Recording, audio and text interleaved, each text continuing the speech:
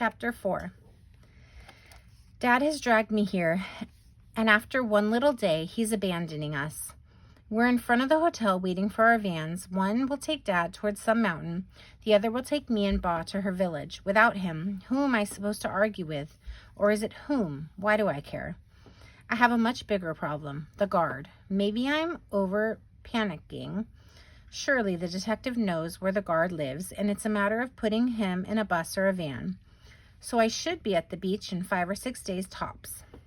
I would be so pleasant if other people's needs didn't keep squashing mine. I won't learn another SAT word.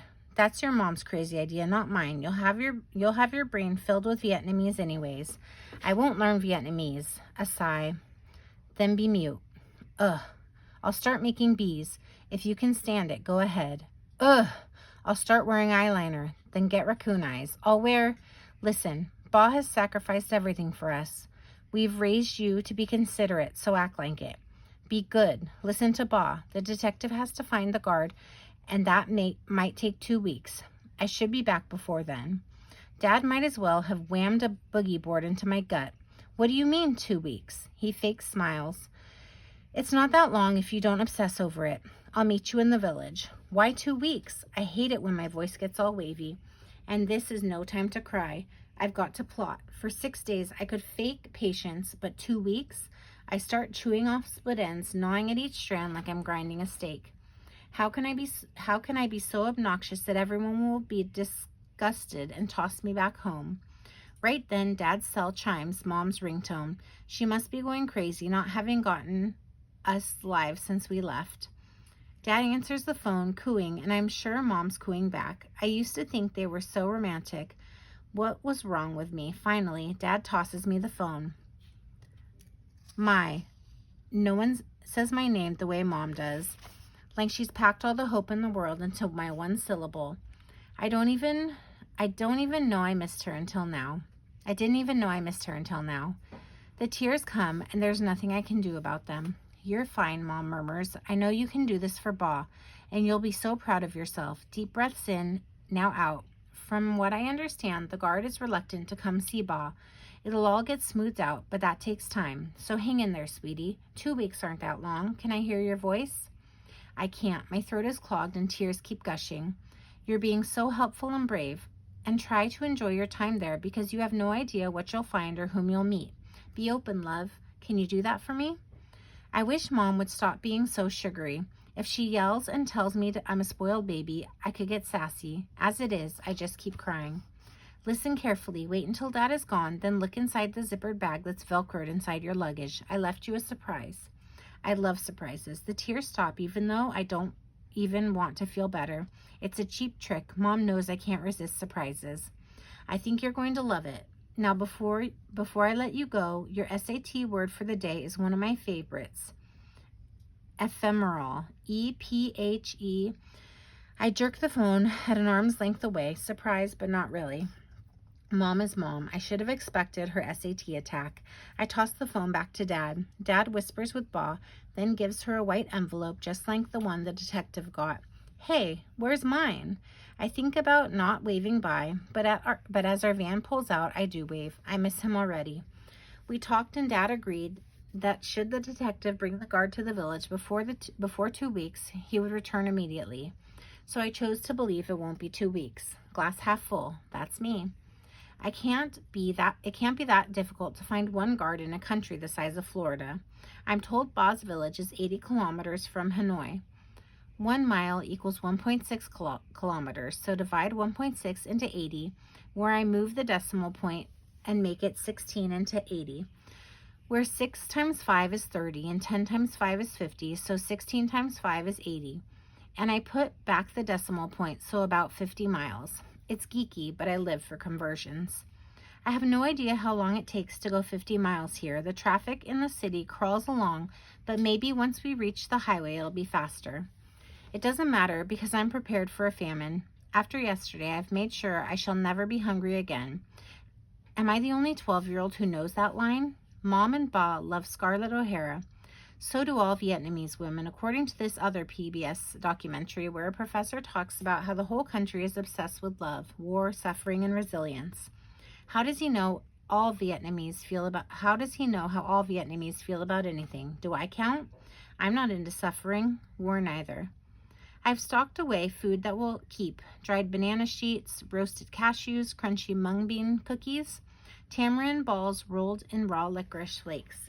I swear they look just like miniature horse poops rolled in hay, but they taste like sour sugary dreams. Butter biscuits, beef jerky that's somehow fluffy, and best of all, these crispy coconut cookies that melt in your mouth. When I lost my first tooth and insisted I could no longer chew, I made Dad go to Little Saigon and buy those melty cookies. At times, he can be the coolest dad. I bought everything by signaling for the merchants to write down the cost. Whatever amount each wrote, I counted it out in Vietnamese money. I wouldn't dare bargain. Dad says we are here to be taken advantage of, and that's okay with him. Of course, I could only buy food that was cooked, nothing raw or washed in unboiled water. Dad has gone on and on about how my stomach needs time to acclimate to local bacteria, parasites, worms, what have you. And he wonders why I didn't jump up and down to come here. I already had to endure a tetanus shot and a malaria pill as big as my thumb. Sly Dad gave them to me last week and said they were an early flu shot and a digestive enzyme pill. People don't know, but Dr. Do-Gooder can be quite manipulative. We're passing rice paddy after rice paddy, green rectangles separated by red dirt lanes. Water buffaloes dot the landscape, rolling in mud, lumbering along dusty paths, so many that I'm beginning to understand they're as exotic as all the stray dogs running around. Once in a while, I see two girls facing each other, holding onto a rope in each hand, and in unison they swing the bucket tied to the ropes. The bucket picks up water from the irrigation pond and dumps it into a paddy. Genius. Ba has fallen asleep, another magical blue pill. This way, she doesn't have to endure car sickness. I lean my head out the window, letting the wind rush deep inside my ear, the sound of a lullaby. It's still sticky hot, making oil ooze all over my T-zone. There's no point in blotting off the shine, more would just come.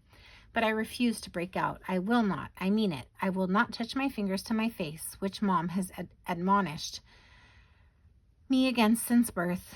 She works hard to have minimal wrinkles, even tones, small pores, and of course, to stay as pale as possible.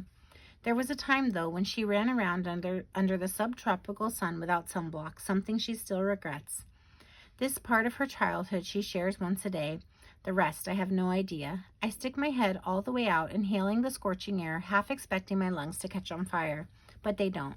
Strange as this sounds, and not that I'm at all getting used to the heat, but any other kind of weather would feel completely wrong here. The van turns off the major road, and right away people swarm us. The driver has no choice but to stop. Ba is awake and takes my hand, knowing I'm a bit freaked out. It's like a carnival outside. People stand 5-10 deep, shouting, laughing, crying. Our passenger door opens and someone lifts Ba into a padded, high-backed wicker chair. I jump out. Our hands have been forced apart, so I cling to her chair as she's carried along. I wish I could tell them to be careful, that Ba gets dizzy easily, but we are smushed among clumps of bodies. We stop in front of a tall house painted yellow with red wooden trim. People here really do get into the flag colors of skin and blood. This house towers over all the others. It has 5 same-sized rectangles stacked on top of each other to create 5 stories. Each level has doors with balconies facing front and back, but there are no windows on the sides. They set Ba down in the courtyard. She seems overwhelmed. Who wouldn't be? I reclaim her fragile hand and remember not to squeeze. The crowd circles us. Lots of shouts, tears, calls to the heavens. Choi oi, Choi oi. Ba starts tiny head bows to no one in particular. So I bow too. The crowd bows back. But no one tries to hug us. Vietnamese do not hug, and definitely do not kiss. They do bow, again and again. Plus they offer endless smiles. Ba joins them, so I think it's perfectly fine for me to smile too. Suddenly, the whole place hushes. All are pointing at my mouth. Braces. Sometimes I blank out and forget I have a mouthful of wires. One by one, people come up, signaling for me to bend down so they can squeeze my mouth open. Ba nods for me to do so. Not shy, this group. Our village has one girl with teeth also covered in wires. Our first, a man says. Now you? Amazing. He speaks normal Vietnamese, so at least I understand him. Only one kid needs braces? Do teeth just naturally grow straighter here? No one around me has braces, but they're older. And to be honest, I see overbites, underbites, crowding, spaces, crooks, lots of yellowing. They don't seem to care, so why should I? When done squeezing my mouth, the same hand reaches over and slaps my butt. Thighs, arms, head. I'm a one-person tag game. They laugh, finding me highly entertaining. Everyone says, Cao Qua Di, so tall. At 5 feet 7 and 98 pounds, I slouch even in Laguna, but that doesn't fool anybody. Mom says it's much easier to look elegant when you're tall and have no breasts or hips. That's Mom being comforting. Then someone yanks my hair, saying I have paint on it. Henna highlights. Montana and I were first to get them this summer. One woman pats me on the head and says she's the third daughter of Ba's maternal cousin, whose father introduced Ba's mother to her husband's aunt. What? Ba answers for me and says that I'm so honored to meet her. I do my part and keep smiling. A man says he's my distant cousin, but although he's older, he'll address me as Chi, meaning older sister, because my father is a distant uncle to his mother. I smile bigger. Another man says he's the fourth son of Ong's second cousin. This could go on forever because I bet somehow I'm related to every person here. Ba answers each comment for me. Everyone is tut-tutting the fact that I, a Vietnamese, do not speak Vietnamese. Ba has no reply. In my defense, I did not know I would ever need to speak Vietnamese for real. So I did what I can. I smile and wave, braces and all. The comments are endless. She looks just like her dad. Ba answers, it's a strong bloodline. Dad and I both have the same square jaws of extreme carnivores. No, much fairer, Ba. Skin like boiled egg whites. Mom bans me from the sun. Thin nostrils mean she can keep money. Ba, that's our hope. I can store gobs of money, and I wish Dad would give me some. That wavy forehead means she's stubborn. Ba, as said, the bloodline. Lots of people have wavy foreheads. She looks like she knows more than she needs to about boys. Ba wrinkles her brow. Are the villagers clairvoyant? Am I giving off some signal? Too smart can turn dumb. Hey!